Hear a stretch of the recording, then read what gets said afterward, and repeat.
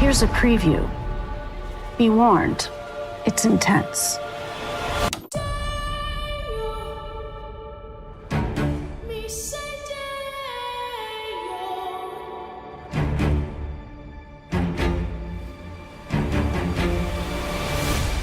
Can't believe Grandpa's dead. Death is hard. Yeah, sometimes I think life is harder.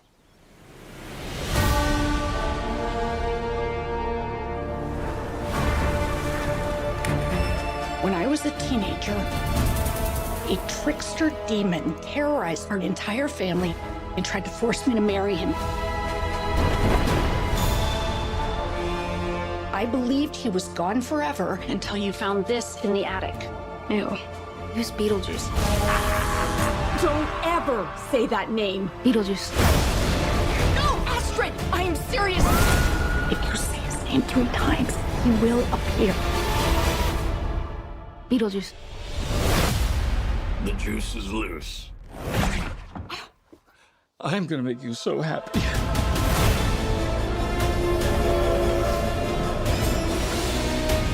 The living. The dead. Can they coexist? That's what we're here to find out.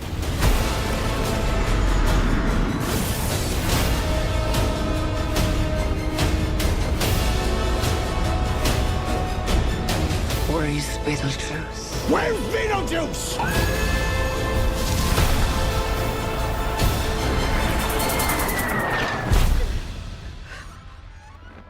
Beetlejuice. Feel free to express yourselves. Don't be afraid. You're a figment of my imagination. Really? Is this a figment of your imagination?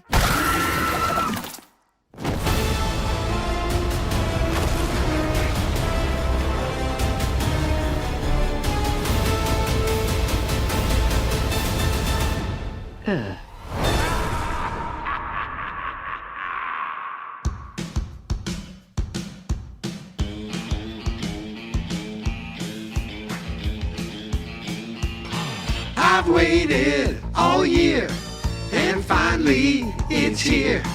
For 30 straight days, it's a month-long movie craze. That's right, I'm ready to post a podcast each day.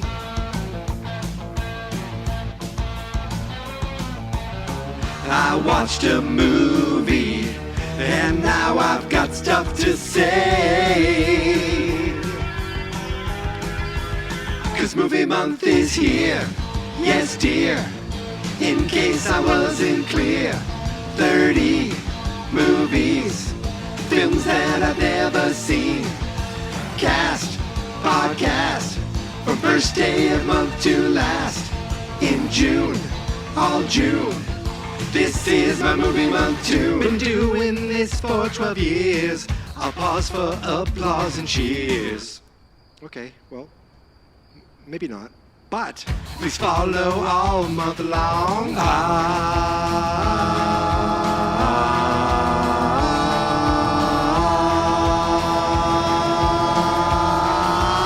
Cause movie month is here, yes dear, in case I wasn't clear.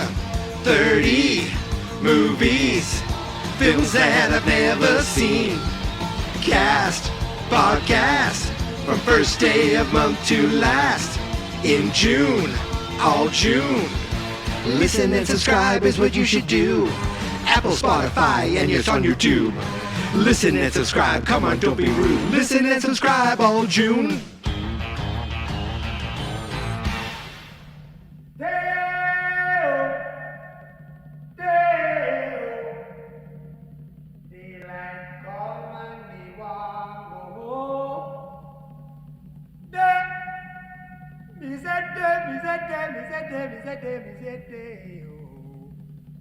Daylight come and me want go home. Work all night and a drink a rum. Daylight come and me want go home. Stack banana till the morning come. Day 2. It's day 2, it's day 2, it's day 2, it's day 2. Day two's here, and I already watched my movie before 8 a.m. I don't know when this episode is getting out to you, the masses, the people of the universe and beyond, but today I watched my movie before 8 a.m. It is 7:45 right now. Hello, everybody. Welcome back to Movie Month. It's day two, which means for the second day in a row, I watched a movie I've never seen. And here I am for the second day in a row podcasting about it. Well, yesterday I went and watched a movie on the biggest screen available in the area. Today I watched a movie on not the smallest screen I have. That would be my phone. Then I have a tablet, so I watched this one on my laptop on the couch, I must admit. Not even on the TV. I could have, but no, I watched it on Netflix on the laptop. Today, I watched the long-awaited, and then even longer for me because I waited almost a whole year, sequel to Beetlejuice. Not Beetlejuice 2, not Beetlejuice Goes Hawaiian, but Beetlejuice, which I have to say, when I first saw that as the title of the movie, I said, that is the perfect title for this movie. We've been hearing about Beetlejuice sequels forever and ever, and I have to admit, I never thought it would be done. And then we got into this point with pop culture that it seemed like anything was possible as far as rebooting a sequel, a legacy sequel, an actual sequel, a television version of things. It seemed like nothing was off the table. Unfortunately, probably because studios were just trying to jump on the IP of things that are already out there. For those of you not in the know, that's intellectual property. That's things that already exist, known stories, known franchises. And but we've been hearing about Beetlejuice forever. And Beetlejuice, think about it, it was one movie. That's it. And it became a Halloween cultural icon. And you'll say, did it really? It did, because there wasn't just this one movie. There was there's the movie, but there was a cartoon. There were toys. You go to Halloween Horror Nights, and there's always a guy, hey, I'm doing the Beetlejuice. It was a thing that lived on and on and on forever. And it helped that the star of the movie was, a iconic actor, and the director of the movie was an iconic director with iconic styles. And I'm going to use iconic a lot because it works. It just works. Tim Burton is you could say, oh, this person directs horror movies. This person directs comedies. Tim Burton directs Tim Burton movies. It's like you look at it for the most part and you go, oh, that's a Tim Burton. Oh, there's the Tim Burton-y of the movie.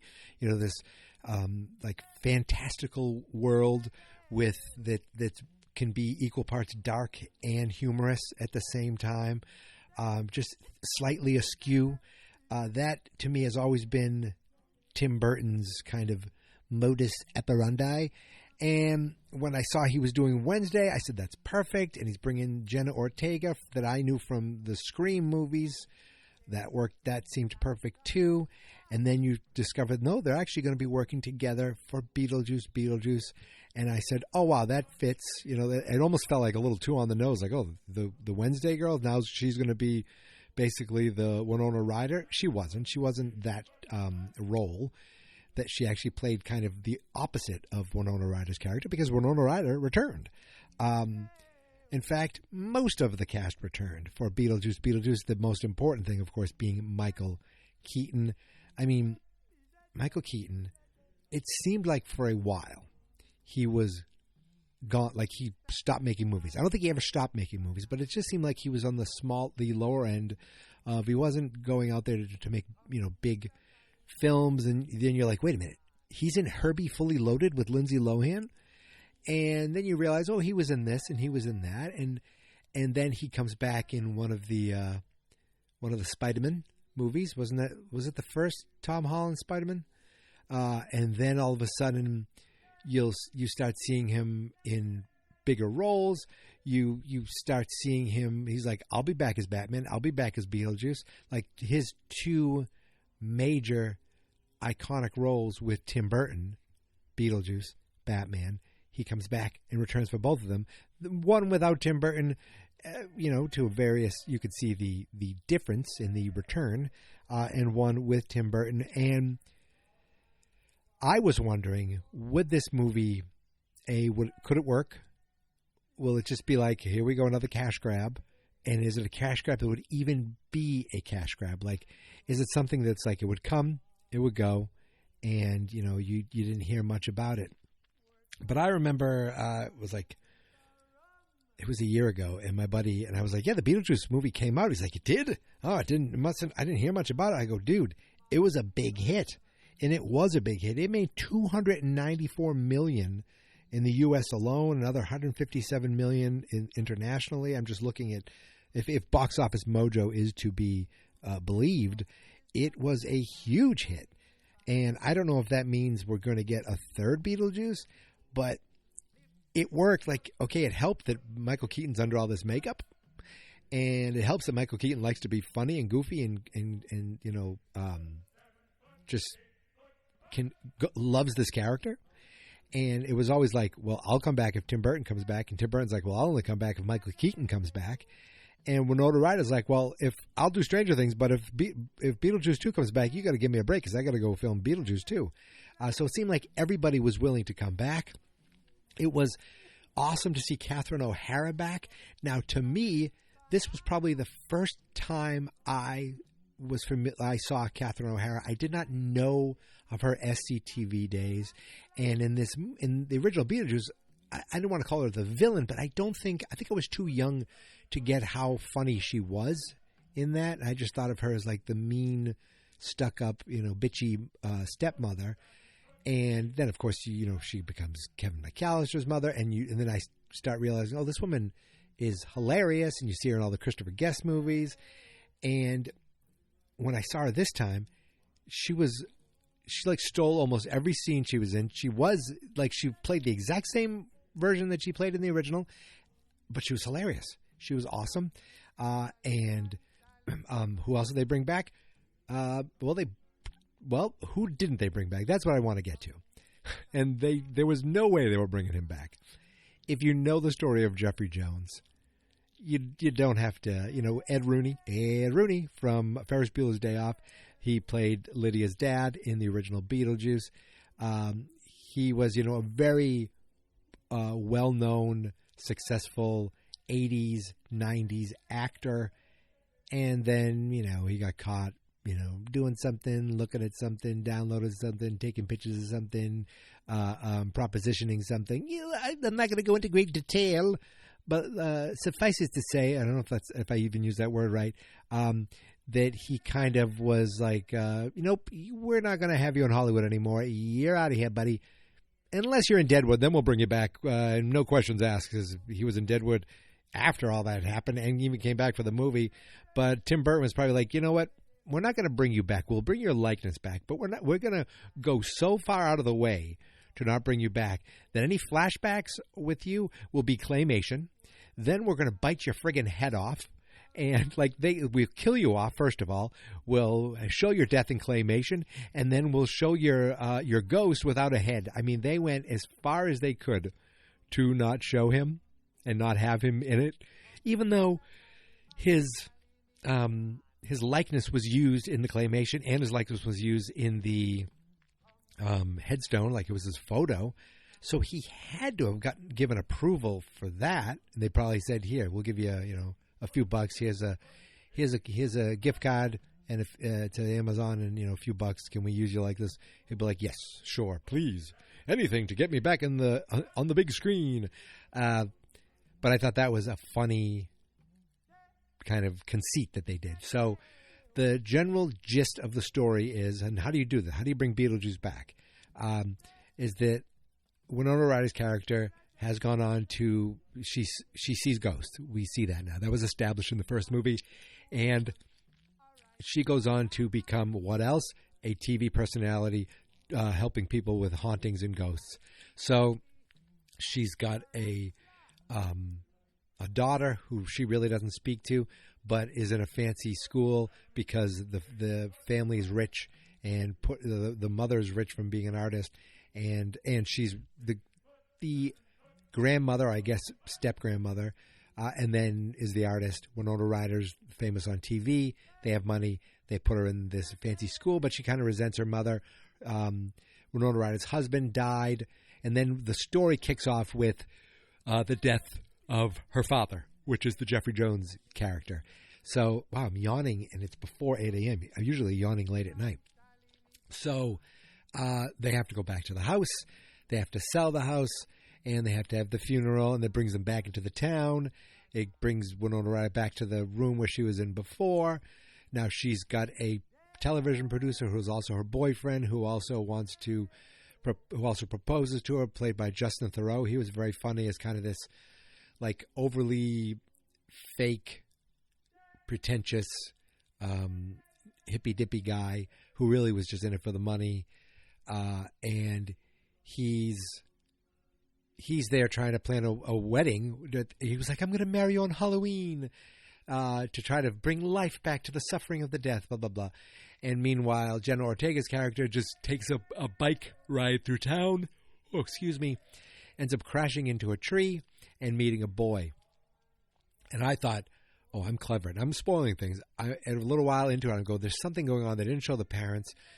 I bet you the parents are ghosts. Wait a minute, I bet you he's a ghost. And it turns out not only is this kid a ghost, but he's one of the villains, and he is there to he killed his parents. They're trapped in this house. He basically tricks Jenna Ortega into trading places with him so that she goes into the afterlife and he can go back into the real world. So that's the main villain of the movie. Meanwhile, that's when Lydia decides, I need to call Beetlejuice back. Yes, Beetlejuice, I'll decide to marry you so that you can help me find and get my daughter out of the underworld. That's the story there. There's another story that I thought was going to be much more prominent and turned out to be absolutely unnecessary completely, and that's the Monica Bellucci story. She accidentally gets woken up by a zombie Danny DeVito janitor, staples herself back together, and is looking for Beetlejuice. It turns out we get a flashback back to like hundreds of years ago where Beetlejuice, whoever he was before, was a grave robber. And I did like seeing Michael Keaton with the hair, but without the makeup, like just being a human version. And he marries this woman who poisons him because she's like a witch or something like that. So he kills her. So he chops her up. That's how they both end up in the afterlife. She's after him now. It's like she goes around sucking the life out of different creatures. That's it. There's nothing to it. Like, it doesn't apply to the rest of the movie. It's just this is going on in the background. Only thing it does is it brings in a police force from the afterlife played by William Dafoe. And why is he a policeman in the afterlife? Because he played a policeman on TV. So he's not an actual cop, but in the afterlife they're like, well, you're good enough, I guess. They couldn't get a dead policeman that passed away to do it, so they get a dead actor to do it. Does that make sense? No, it doesn't. Is it funny? Yes, it is. And I guess that gives him something to do with leads them out to the real world. I mean, look, is it like, is that a little like convoluted? Absolutely. There was no reason for the Monica Bellucci story except they needed these other people to do things at the time. The whole thing with the kid who killed his parents, and that I liked. That was like clever where he tricks this girl who didn't even believe in ghosts and thought her mother was a fraud into realizing all this is real, and it gets us into the underworld, and it gets us a reason that we need Beetlejuice to save the day, basically. But his idea was, well, you got to marry me. And so we get a whole marriage scene. Now, Justin Theroux, he ends up, Beetlejuice ends up framing Justin Theroux, saying, Justin Theroux loves you instead of me, dead wife. And then the sandworms come and eat them both. I guess, I don't know what Justin Theroux did to deserve to die, but that happened. there were moments where I smiled. There were moments where I laughed, and all of it was Michael Keaton. At one point, he's just lip syncing Richard Marx, and it just cracked me up. Like, he's playing guitar to Winona Ryder's character, and he's lip syncing Richard Marx, and I laughed. I laughed out loud. Michael Keaton, you could see, like I've never acted, except for home movies, but when I would go out with friends, and I'm talking about as an adult, like my friends would take his kids trick-or-treating, and we got dressed up, and I got dressed up as a Viking. Now I get a little, I can be introverted as much as I can be an extrovert sometimes. Like, I can be embarrassed about doing something, but then once I commit to something, I'll go with it. And if you put me in a costume where they can't quite see me, I will go off. Like, for work, I had to dress up as a mascot, and I walk around Boston, and I just went into it completely. I was like, just completely into it. I got dressed up once as like a dude with an afro. I made a costume where I'm wearing like tight jogging pants, afro, smoking a cigarette, and the guy's like, "What are you supposed to be?" This kid said, I go, "What are you talking about? What costume?" Like, and the Viking, I was like running around the neighborhood. So long story short, you could just imagine Michael Keaton getting all, dressed up as Beetlejuice and just feeling like unstoppable and being like, I can do anything. I can say anything. I have the freedom to be as silly and goofy and dirty and impolite and crass as I want to be, all in the name of fun. And you could feel like he was pumped to be back in that makeup. And it didn't look like, I think the first time I saw it, I go, "Oh man, he looks a little older." Then I was like, it didn't work. Like, it didn't bother me at all. He's a little chubbier. Who cares? He's 30 years older. I mean, of course, Beetlejuice is hundreds of years old, but it worked. It felt pretty seamless that he fit right back into it. After almost, 35 years, 36 years, it was like nothing. And I love that they kept the kind of stop motion animation. They kept the, some of it might have been in the 80s. This is a style, but it's also the ability. This is the best we can do. But in 2024, you can do whatever you want. I mean, special effects, as cool as they could look and as dazzling as things look, if it's not real, big whoop, because you can do it. And you can make anything look real. So to go to the end of making it look hyper-realistic and making it look cartoonish, I think is, it's a very Tim Burton thing. It's a smart thing, and I like that they stuck with that. They didn't try to modernize that at all. Winona Ryder, it's funny because it's not like we're like, "Whoa, where's Winona Ryder been? And she's back doing this." It's like she's been a huge hit on Stranger Things. You see her in this. It was just great to see her go right back into the role. As I said, I think everybody was really good in this. It just didn't. The Monica Bellucci thing was so completely unnecessary. I shouldn't say it. I shouldn't say it was unnecessary. I thought that was going to be a major plot point to this movie, and it felt like the C story. Like behind Winona Ryder's wedding, behind Jenna Ortega and the murder boy, behind Beetlejuice even coming back. It was like CD. It was like really tucked down. Like, oh yeah, this is happening too. And what's the significance? How does it tie in? It doesn't really, except it gives us something to kind of put together at the end and have the sandworms eat them really quickly. And then Winona Ryder just says Beetlejuice 3 times and he explodes and he goes away. So, it was like, it wasn't perfect by any means, but it was enjoyable. And that's the most important part. Did I enjoy myself? Yes. Did I think this is amazing? This is tremendous. I need to watch this over and over again? No. But am I glad I finally watched it? Absolutely. And I think that's it. I think I am done. It's only 8:02. Almost. Well, no, 8:02, 8:03. I can't see the clock. 8:04, whatever. It is 8:04. It's still before my work. I don't start work for another 25 minutes, 26 minutes. So I need to go take a picture of me that I can stick on Beetlejuice's face, and I can put it on the podcast and put it on all the socials. Where exactly? Well, Threads, Blue Sky, Instagram, all of those places, Geek Mentality. TikTok is Geek Mentality Mike. The Facebook page is Fans.Experts. The YouTube channel is Fans.Experts. And that's really primarily audio podcasts. So if you're looking for my face, I'm on there sometimes, gabbing. But a lot of the times, most of the time, you're just going to be listening to a audio version of the shows, which is what the shows are. I guess you're just listening to the shows, which are just audio. I think that's a more accurate way of explaining it. I really should have breakfast. So I'm done already. This is exciting. And here's the thing. Beetlejuice was going to be day one. I had this penciled in as day one for months. And then I saw that Final Reckoning was coming out a week before movie month. And I said, well, I'm moving that. And it's on a weekend.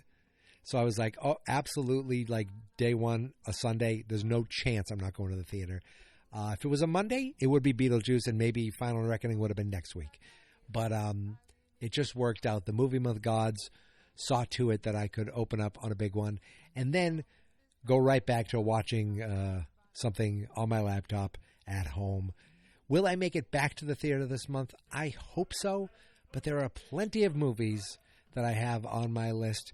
Some of them just came out last year. Some of them came out this year. Some of them came out years and years ago. Will I start another franchise, another series? The possibilities of that are 100%. There's this series I want to catch up on. There's new series I want to start. And there's standalone movies that are just worth watching that aren't part of IP. Again, I brought that up, IP again, that aren't part of a series, that aren't part of,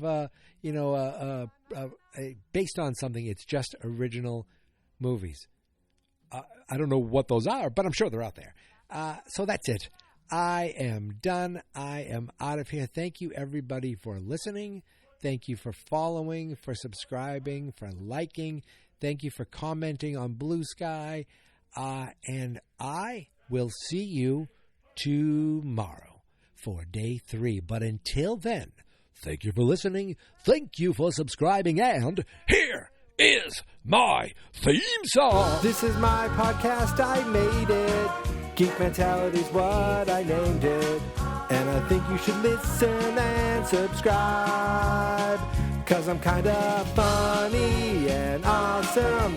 I think that I'm worth your time. And I'm kinda handsome. My mom says, please listen and please subscribe. At least listen to this episode. Fans not experts.